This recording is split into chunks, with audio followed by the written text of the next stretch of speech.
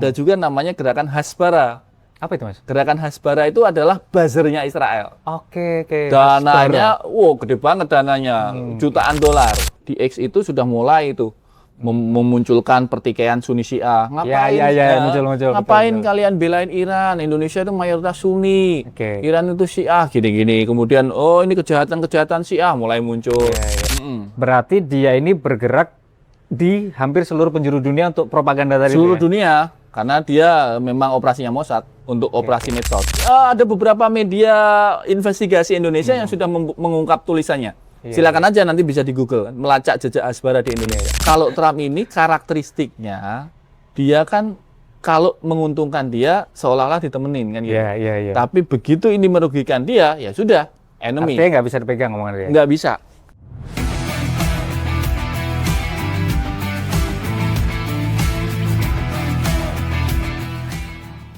Malam kawan-kawan Bengkel Video, kita kedatangan tamu Mas Ridwan Habib. Yang jelas kita akan bahas sesuatu yang serius, karena ini kaitan dengan keamanan dan pertahanan. Kalau misalnya kita nggak ngulik gitu secara dalam, khawatirnya perang Iran versus AS dan Israel, nah ini bisa nyampe ke kita dan tanpa kita sadari bahwa itu berbahaya buat kita. Dampaknya bisa jangka panjang. Nanti Mas Ridwan Habib akan jelasin itu. Mas Ridwan Habib, makasih. Mas Ridwan apa panggilnya Mas ya? Ya Ridwan aja. Mas Ridwan ya? Iya. Kalau Habib nggak pernah dipanggil Habib? Habib itu bapakku. Oke. Almarhum bapakku kan Habib kan. Jadi itu ditempelkan aja. Iya. Sebenarnya namaku Ridwan saja. Tapi kok DL Mas? Itu Simbah itu. Simbah itu, gak ngeroh. Nggak tahu saya. Iya. Simbah itu yang memberi nama gitu. Kan biasanya Ridwan gitu kan? Iya, dan itu gitu. itu bikin masalah itu. Saya pernah diinterogasi 2 jam di Bandara Washington. Serius Mas? Gara-garanya ya nama itu. Oke, di paspor itu karena ada L-nya itu. Dia Oke. curiga bahwa ini mungkin ada kaitan dengan, ya waktu itu kan nama-nama Iya. ya terkait Nama-nama dengan yang agak aneh lah ya. radikal lah gitu-gitulah. Tahun berapa itu Mas? Zamannya Bush ya? Belum, enggak sudah. Zaman Sudah George Bush bukan? 2012 ya. 2013 ya. Oh 2013. Jadi guys, Mas Ridwan Habib ini, jadi agak susah nih pelafalannya. L-nya hilang aja. Oh ya, Nah, Ridwan gitu Habib. aja. Mas Ridwan Habib ini menggeluti soal intelijen guys. Jadi kedatangan beliau ini salah satunya nanti akan mengupas tentang apa sih yang terjadi di Timur Tengah, terutama pasca Iran diserang AS dan Israel. Cuman masalahnya begini, Mas Ridwan. Ya.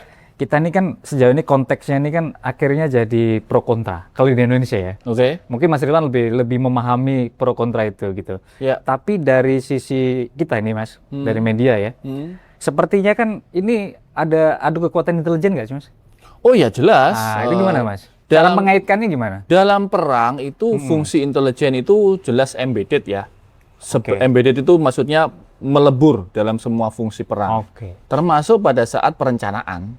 Dan tampaknya memang secara mengagumkan Iran bisa mengelabui lah ya. Mengecoh dari analisa Mossad dan CIA, 2 lembaga intelijen yang dianggap dunia sebagai the most powerful intelligence agency gitu kan. Betul. Mossad dan CIA. Iya.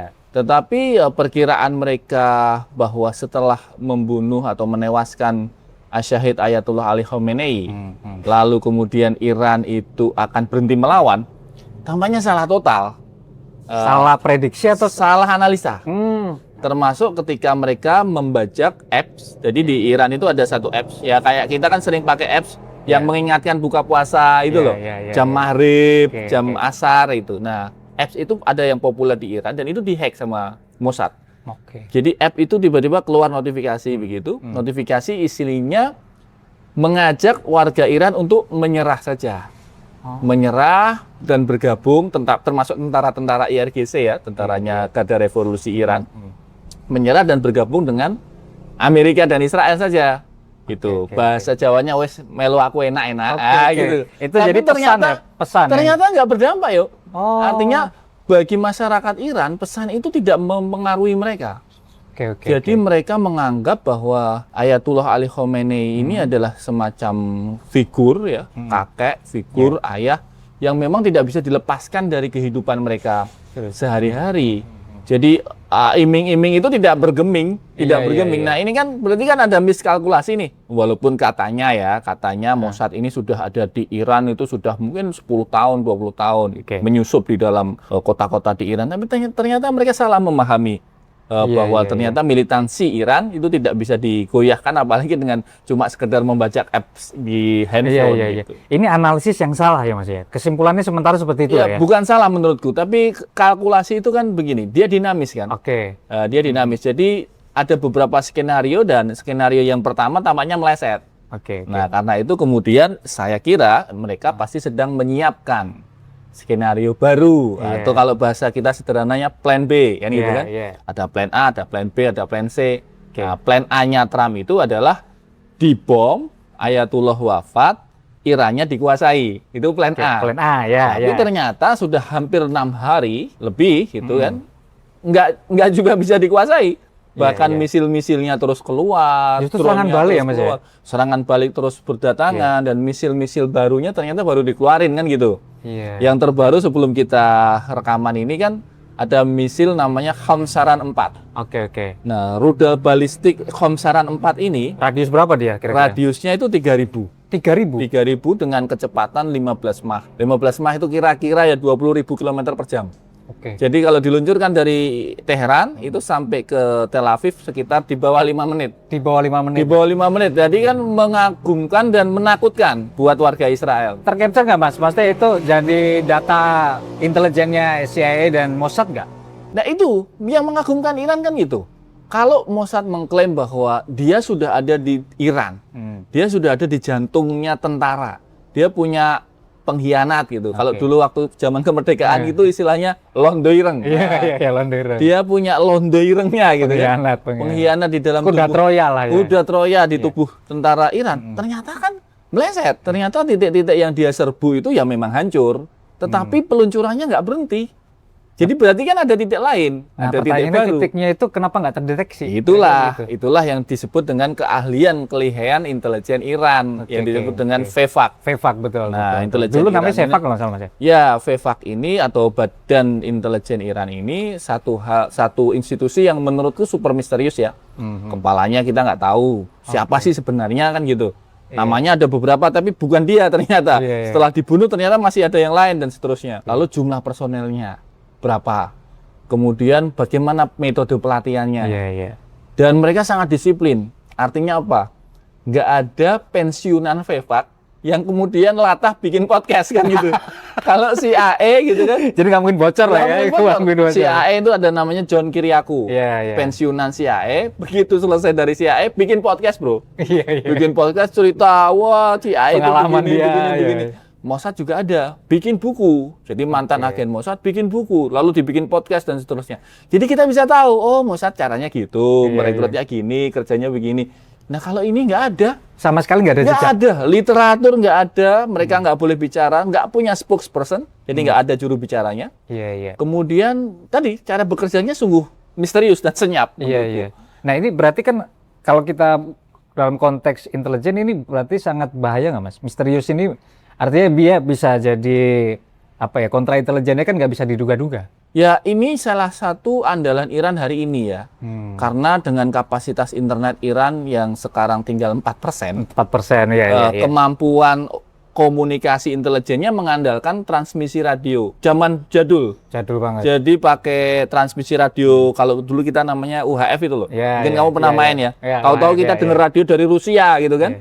Ya itu dikirimkan dengan transmisi itu, gelombang UHF itu, dan pakai bahasa Parsi ya. Itu kira-kira pesan itu mau dikirim kemana? Dikirim kepada pasukan. Kan pasukannya masih banyak ini. Yang Iran ini kan 80 kali luasnya dari Israel. Luasnya. Kira-kira 1/6 Eropa luasnya Iran. Jadi luas banget. Dan membuat komunikasinya kan kalau di jam, di hack sama CIA kan mereka harus cari cara baru. Pakai radio itu. Dan itu pun pakai bahasa yang hanya mereka yang ngerti. Mungkin tentu saja Mossad belajar bahasa Farsi. Cuma kalau kemudian itu ditranskripnya cuma bahasa umum, kan mereka harus mengkode itu. Kodifikasi agak susah lah. Setidaknya kalaupun terbongkar, perangnya sudah selesai. Terbongkarnya 6 bulan lagi atau 7 bulan lagi, perangnya sudah selesai. Termasuk ngirim video-video keluar, apakah dia pakai cara itu? bayangin ya, kebayang nggak ada satu lembaga kantor berita Iran, namanya IRNA. Lembaga ini kalau di Indonesia kan Antara ya. Ya. Nah, itu namanya IRNA, Iranian News Agency. Itu sudah berdiri sejak 1934. Per hari ini tuh di X masih aktif coba. Di X masih aktif. Setiap hampir mungkin sekitar 5 menit ya aku pakai notifikasi di handphoneku. Jadi kalau dia nge-tweet kan kita langsung ternotif kan. Jadi secara umum drone-nya meluncur, ada videonya, dapat gambarnya, rudalnya meluncur, dapat gambarnya. Ini gimana? Ini perang kok kayak nggak bisa dihack gitu loh. Maksudnya logikanya nggak masuk yuk. Ketika diperiksa nih, itu iya bukan Mas? Bukan? Asli ya? Asli. Kan nggak masuk. Kalau logikanya begini, X ini kan punyanya Elon Musk. Iya. Elon Musk adalah tangan kanan tanda petik, tangan kanannya Trump. Masuk nggak bisa take down dia? Akun ini maksudnya. Iya, akun IRNA tadi itu. Akun IRNA ini. Dan nggak cuma akun IRNA, hampir semua akun-akun kedutaan Iran di seluruh dunia masih aktif.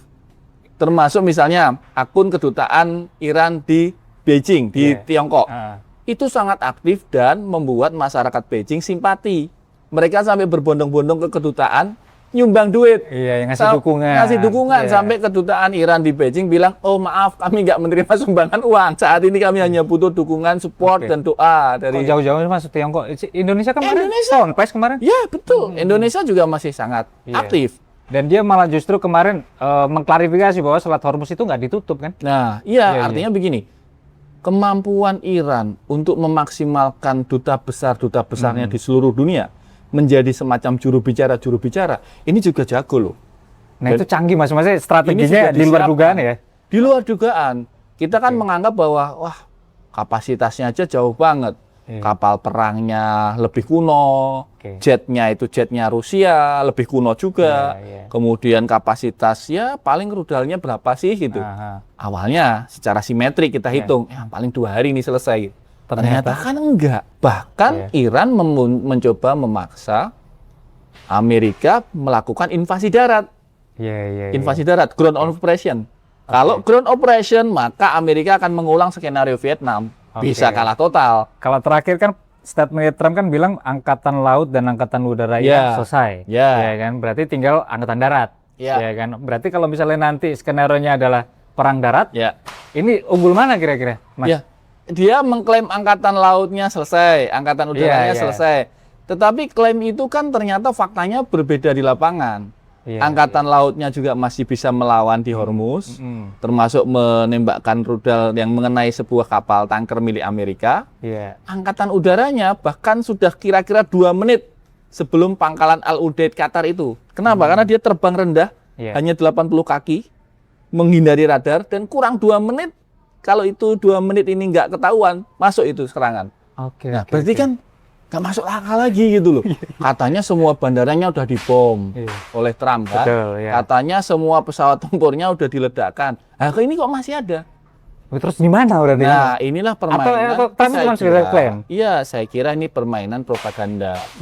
Permainan propaganda untuk apa? Pertama, Trump perlu memboost mental prajurit mereka. Prajurit Amerika kan udah down nih prajuritnya kan.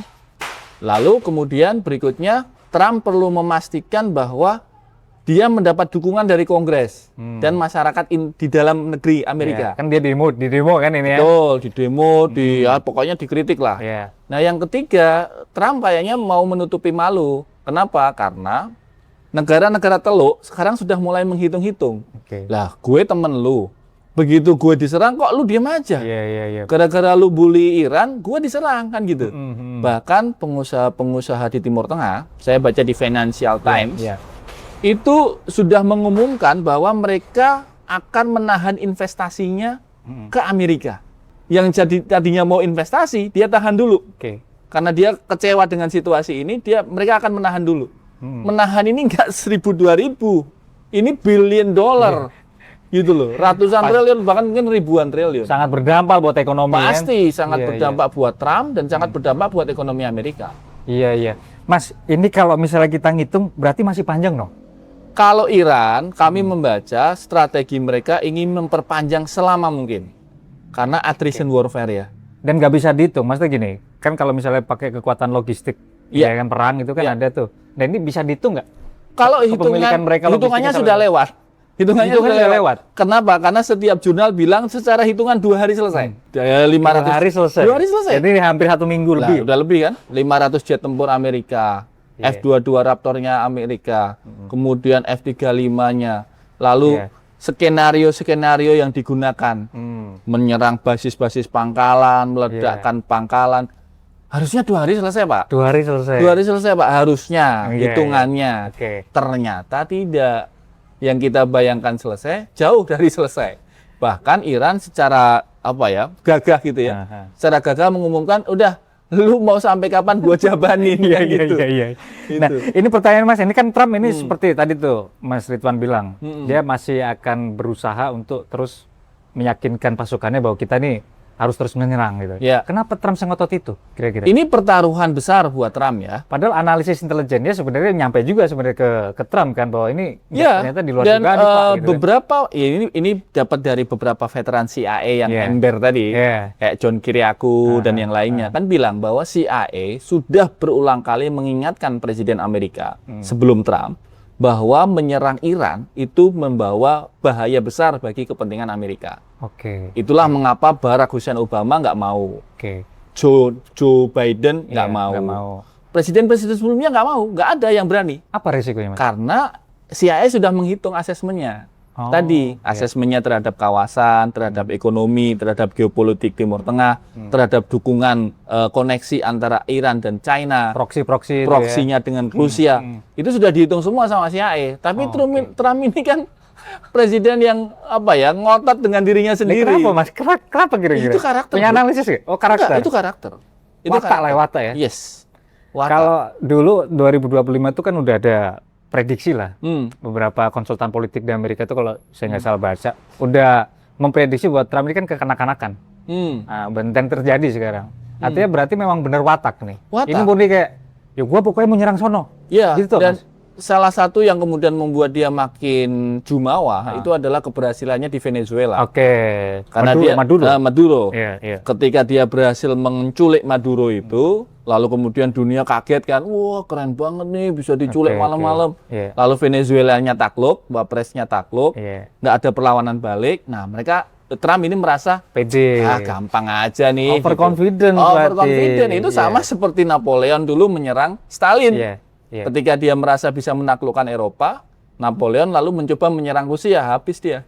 Dan konteks Iran beda dengan Venezuela pasti. Iya, betul. Dia tidak menghitung militansi dan tidak menghitung kemampuan intelijennya. Terus kemudian latar belakang historisnya itu nggak? Kalau misalnya lihat kengototan Trump ini, sepertinya dia mengabaikan itu nggak? Historisnya Iran. Oh iya, kayaknya iya. Diabaikan. Iran itu bangsa besar loh. Betul, iya. Bangsa Persia ribuan tahun sejarahnya. Sejarah peradaban. Hampir sejarah peradaban nabi-nabi masuk. Peradaban nabi-nabi di situ. Semua peperangan besar terjadi di tempat itu. Dan doktrinnya ini kan sudah didoktrin oleh Ayatullah ini kan turun temurun. Kalau kita lihat di video TikTok nih yang nyebar itu begitu Ayatullah wafat kan ada anak kecil tuh, ya kira-kira usianya 6 tahun gitu, mendekati Ayatullah Ali Khamenei dan saya mau mati syahid gitu. Terus sama Ali Khamenei kan dicium pipinya. Kamu mau mati syahid? Sebentar ya, kamu besar dulu, jadi saintis, berguna untuk Islam. Nanti kira-kira usia 80-90 baru mati syahid. Itu videonya viral bro. Viral, peak, jutaan view. Ditanamkan sejak kecil ya? Sejak kecil. Dan kenapa itu bisa viral? Ya operasi intelijen. Gitu. Jangan dianggap bahwa intelijen VEVAK itu tidak bermain medsos. Mereka jago propagandanya. Betul. Dan hari ini secara opini di Indonesia ya, tampaknya dominan pro Iran. 1 hari 2 hari belum kayaknya. 3-4 hari kesini baru. Iya, betul. Aku mau perhatikan seperti itu ya. Tapi jangan lupa ada juga namanya gerakan Hasbara.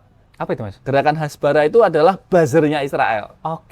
Dananya, gede banget dananya, jutaan dolar.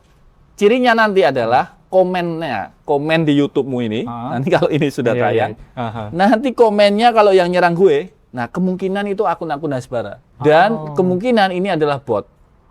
Dia bukan akun bot, dia bukan akun orang, ini adalah akun-akun ternakan yang kemudian memang disiapkan untuk menyerang siapapun yang mengganggu atau merusak kepentingan Amerika dan Israel. Oke. Ini seberapa tangguh, Mas, Hasbara tadi itu? Oh, ya dananya jutaan dolar. Artinya ketika dia masuk ke Indonesia, dia bisa menyesuaikan ya? Sudah ya? masuk ke Indonesia. Dan Coba kalau kita lihat di X ya, sudah lihat di X itu sudah mulai itu memunculkan pertikaian Sunni Syiah. Ngapain? Muncul. Ngapain kalian belain Iran? Indonesia itu mayoritas Sunni. Iran itu Syiah gini-gini. Kemudian ini kejahatan Syiah mulai muncul.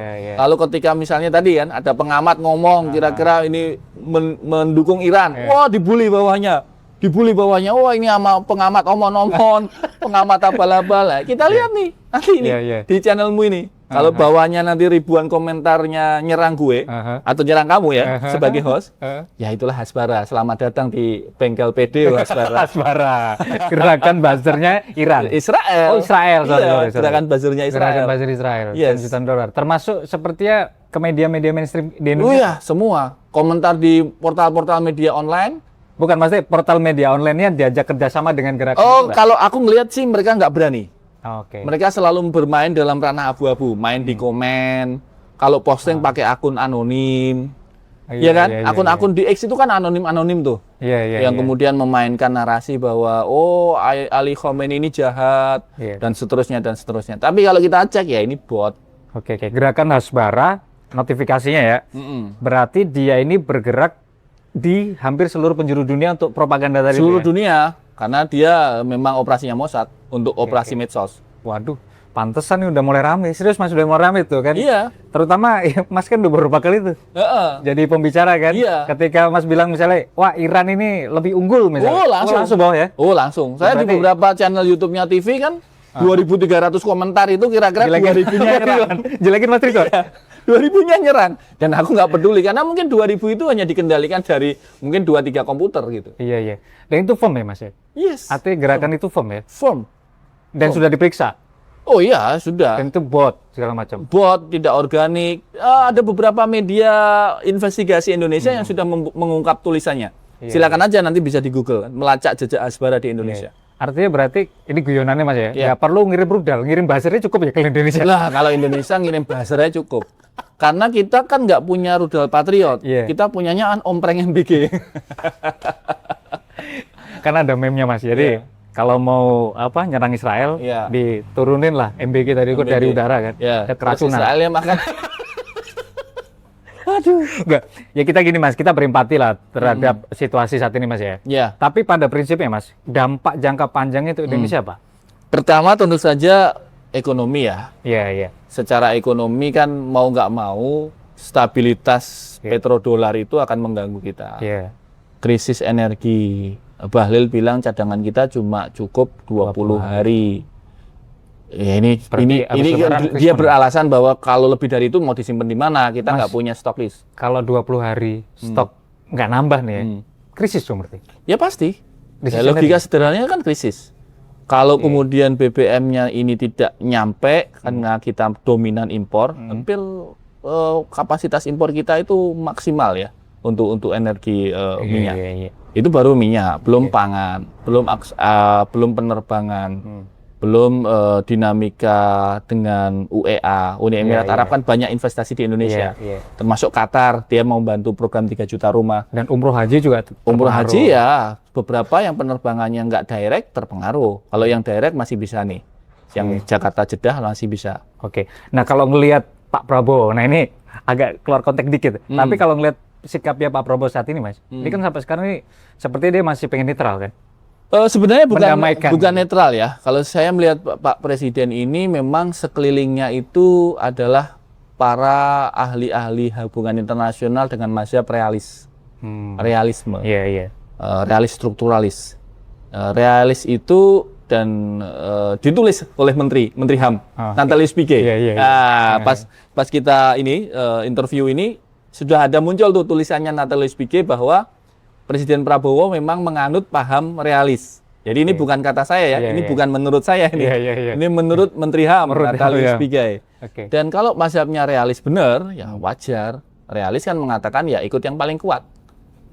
Kalau kita mau selamat, ikut yang paling kuat. Oke, pokoknya dalam konteks sikap dia memang belum menyampaikan secara utuh ya. Tapi kalau misalnya kita lihat latar belakang dia gabung POP, terus kemudian perjanjian dagang kemarin ya, dukung sono. Ikut yang paling kuat. Ikut yang kan paling dengan Mas Yaprialis mengatakan ya Indonesia kita nggak punya pertahanan udara, kita nggak punya rudal Patriot, ngapain sih kita nyoba-nyoba ngelawan negara kuat kan begitu. Tapi ya sebenarnya beberapa pakar mengatakan kita ini punya deterrence yang kuat karena militansi warga Indonesia kan luar biasa karena di 62 ini kan. Dan kalau mereka ini misalnya bisa di encourage, bisa dimunculkan semangatnya, kegotong royongannya, itu akan kuat, bahkan mungkin melebihi kuatnya Iran. Oke. Trump ini apa yang perlu diantisipasi, Mas? Maksudnya gini, meskipun kita udah baik-baikin nih, Trump, kan? Tapi dia tetap jadi ancaman nggak buat Indonesia? Trump itu menyerang Ayatullah Ali Khomeini di tengah-tengah perundingan ya. Perundingannya itu 90% mau berhasil. Jadi Al Jazeera mewawancarai Menteri Luar Negeri Qatar dan bilang, oh tomorrow everything will be okay kan gitu. Besok udah mau deal nih, udah mau tanda tangan. Diserang gitu. Artinya nggak bisa dipegang ngomongin orang ini ya? Jadi ini kita menghadapi orang yang mencela-mencele. Betul. Orang yang mudah sekali berkhianat. Lebih mencela-mencele Trump atau mantan presiden? Enggak. Kalau Trump ini karakteristiknya dia kan kalau menguntungkan dia seolah-olah ditemenin kan gitu. Tapi begitu ini merugikan dia, ya sudah, enemy. Artinya nggak bisa dipegang omongan dia. Nggak bisa. Dan sangat berisiko karena presiden kok diikuti dengan mood ya. Trumpnya kan, mood nih, lagi mood nih, dia nyerang CNN. Lagi mood nih, dia nyerang Mayor New York, kan?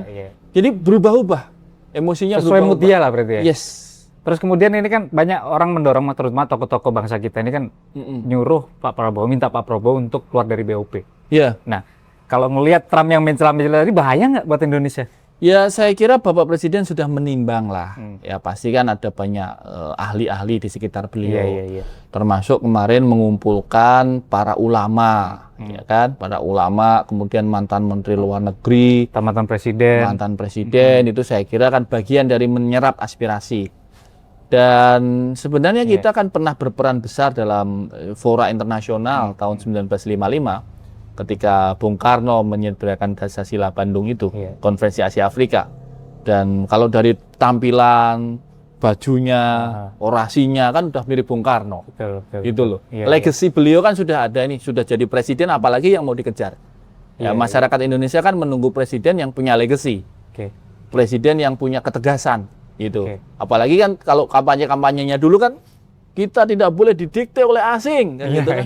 Jangan menjadi antek asing. Itu kan perkataan beliau sendiri. Jadi ya kita harapkan Bapak Presiden menjadi lebih dirinya sendiri, jadi lebih tegas, menjadi lebih powerful sehingga masyarakat makin mantap. Gitu. Dalam konteks ini berarti mendukung Iran, artinya masyarakat kita Mas ya. Kalau misalnya masyarakat Indonesia mendukung Iran, ada tadi gerakan Hasbara tadi itu. Tapi dalam situasi saat ini, apakah intelijen kita, BIN berarti ya kan, itu melakukan kontra intelijen untuk mengantisipasi biar nggak meluas gitu Mas? Kalau operasi kontra intelijen kan berjalan rutin ya, daily itu kan, karena di Badan Intelijen Negara kan memang ada khusus deputinya, deputi kontra intelijen, yang memang tugasnya adalah mengantisipasi semua operasi intelijen asing yang berada di Indonesia. Tetapi memang spesial ini, saya kira, ini mohon izin menjadi saran, teman-teman BIN yang terutama ya teman-teman intelijen yang bertindak di counter intelijen, saya kira harus siap-siap ketika Mossad dan Vevak berperangnya di Jakarta. Waduh. Jadi memindahkan perang, memindahkan medan perang. Tidak hanya di Jakarta, mungkin di kota-kota lain di seluruh dunia dengan saling memfitnah tadi. Bayangkan misalnya nih ya, misalnya kedutaan Amerika ini kan menjadi legitimate target bagi Iran. Tetapi kan Iran sendiri mengatakan bahwa mereka tetap menghormati norma-norma diplomatik. Jadi mereka nggak akan nyerang kedutaan. Nah kalau misalnya nih ada tanda petik teroris gitu, ada tanda petik teroris yang kemudian tiba-tiba saja melakukan serangan ke embassy, lalu kemudian dia misalnya pakai baju yang ada unsur Irannya gitu. Nah ini membuktikannya gimana kan gitu? Ini beneran simpatisan Iran atau ini adalah agennya Mossad atau ini jejaringnya siapa? Dan bahaya buat keamanan Indonesia. Ini apalagi kedutaan Amerika kan deket Gambir, kita mau mudik, bro. Nah, ini harus tetap aman, kan? Deket Istana Wapres, deketnya Mas Gibran itu. Itu harus kita amankan Mas Gibran ini kan. Jangan sampai terjadi sesuatu ke dia kan. Jadi saya kira counter intelijen kita harus benar-benar hati-hati, ekstra keras kerjanya, alert sistemnya harus muncul. Iya, itu kemungkinan itu ada, Mas? Sangat ada. Memindahkan perang tadi itu ya? Jadi kan sudah dilakukan. Dia tiba-tiba ada drone yang menyerbu di Siprus. Kemudian ada drone yang meledak di Turki. Ada drone yang meledak di Azerbaijan. Semuanya dibantah oleh Iran. Itu bukan drone kita. Gitu. Nah, berarti siapa? Ya, berarti kan ada pihak yang ingin memfitnah Iran supaya Azerbaijan, Turki, Inggris marah ke Iran. Kan begitu. Secara sederhananya begitu. Dan ini kan harus dibuktikan berarti siapa yang nyerang kan? Kalau misalnya nggak ketemu ya Iran berhak mengklaim bahwa itu bukan dia kan? Iya, operasi intelijen kan ya dia tidak akan bisa dibuktikan. Betul, susah Mas ya. Multiple false scenario itu ya ibarat kita tahu ada sesuatu tetapi kita tidak bisa secara yakin dia yang melakukan. Wah, bahaya juga Mas ya. Maksudnya buat Indonesia terutama ya. Ya sebenarnya bukan bahaya, ini ada kewaspadaan dini lah. Ada kewaspadaan dini yang harus dilakukan oleh teman-teman intelijen. Mas Ridwan ngeliat nggak persiapan atau mitigasinya udah nyampe ke sono? Oh pastilah. Bin udah nyampe ke sono ya? Pastilah, kita berharap pasti sudah dilakukan ya. Secara detailnya tentu saja karena aku bukan anggota BIN. Kan dianalisis dulu cuma dibaca gitu ya kan. Kira-kira ya pasti sudah melakukan. Nah Mas, pesan buat Pak Prabowo nih. Biasanya kita gitu Mas, setiap akhir mau podcast nih kita harus ngasih pesan nih buat Pak Presiden.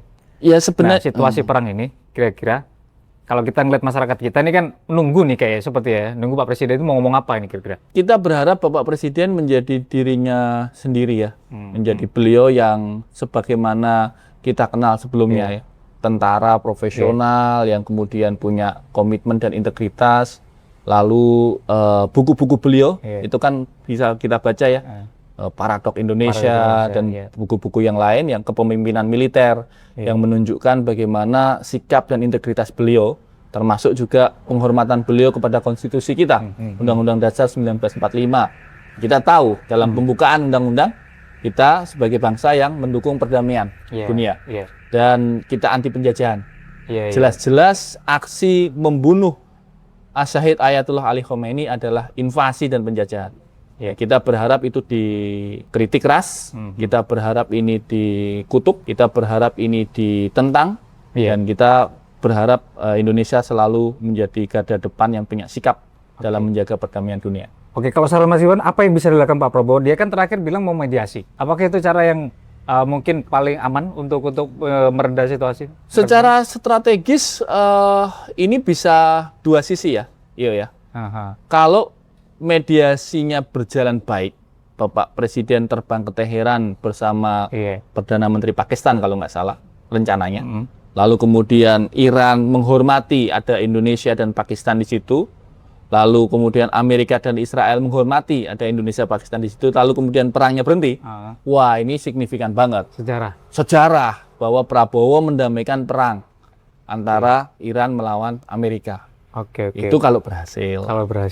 Kalau tidak berhasil, resikonya banyak. Pertama, resiko diplomatik, karena menjadi tamu dalam sebuah negara yang sedang perang. Ketika terjadi sesuatu, mereka bisa mengelit bahwa oh ini collateral damage. Kami lagi perang, kami nggak siap untuk melindungi Anda. Paham kan? Ini ada rudal, ada jet tempur, ada ngeri banget lah. Kalau nggak bisa dikendalikan. Dari kacamata taktis militer sangat berbahaya. Dan yang kedua, kalau kemudian mediasinya tidak didengar, tidak didengar oleh Trump, tidak didengar oleh Netanyahu, ya berarti image kita sebagai negara besar dengan popularitas Muslim terbesar, negara dengan sumber daya alam yang luar biasa, ternyata dicuekin gitu. Jadi malunya double, gitu kan? Betul. Tapi everything menurutku ya, kalau itu sudah menjadi kebijakan Presiden, ya monggo saja, didukung saja. Oke, tapi kalau ngelihat kecanggihan intel-intelnya Israel, CIA, sangat ini Mas ya, harus hati-hati lah ya. Buat Pak Prabowo maksudnya. Ya, mereka kan juga menghitung ya, Indonesia ini sikapnya mau bagaimana. Karena kita walaupun sudah masuk BOP, kita join BRICS. Nah, BRICS ini ya kepentingannya Tiongkok. Itu. Jadi lu sebenarnya gabung siapa sih bro? Gitu. Dibikin bias lah ya. Bikin bias. Lu mau ke sana apa ke sini gitu kan? Ya termasuk Iran juga bertanya-tanya kan, ini Oke. sebenarnya Jakarta ini masih sahabat kita atau sudah friend sama Israel Udah kan gitu. proxy sana gitu ya. Nah, ini yang saya kira Iya, juga harus nanti dijelaskan secara mungkin back channel informal melalui jalur-jalur yang ada kepada diplomat-diplomat yang ada di Jakarta. Iya, iya. Karena kan pasti ngitungnya untung rugi ya Mas ya. Kalau mazhab realis selalu Iya, iya. untung dan rugi. Pragmatis sebenarnya. Realis, Realis, lebih realis ya. realis. Oke, thank you Mas Ridwan. Ya, Jadi sama-sama. kawan-kawan bengkel, ini episode yang mengguncang, ya bukan mengguncang sih, berarti menuntut kita untuk memahami lebih dalam situasi Timur Tengah gitu kan. Ini kayaknya pertama nih Mas, Bengkel PDO, Heeh. bahas sesuatu yang berat. Oh, ya. Tapi moga-moga nggak terlalu berat lah ya. Tapi penyampaian Mas Ridwan Penyampaian sangat santai lah. berat, santai. Santai. Apalagi kalau udah punya background pengetahuan tentang konflik di Timur Tengah gitu ya. Jadi lebih enak ya. Kalau bahasa anak-anak ini kan makan kuenya jadi renyah gitu kan, makan jajan lebih renyah gitu Iya, ya. iya. Oke, thank you Mas Ridwan ya, udah Sama-sama. mampir ke Bengkel PDO. Kawan-kawan bengkel, kita akan ketemu lagi di episode berikutnya. Tetap jaga kesehatan, ya kan, jaga kewarasan. Apapun situasi ke depan, kita tidak ada yang tahu akan terjadi apa di dunia ini.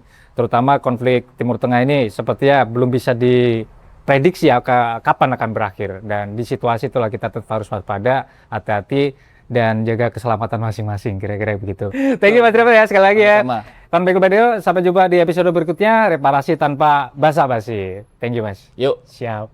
Oke.